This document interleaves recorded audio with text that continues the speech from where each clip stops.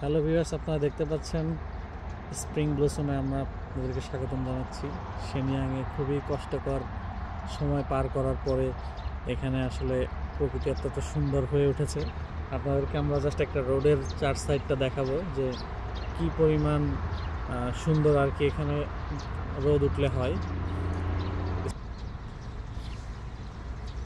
আপনারা দেখতে পাচ্ছেন চারি সাইডটা ব্লসমে ঘেরাও করা, বিভিন্ন রকম ফুল গাছ।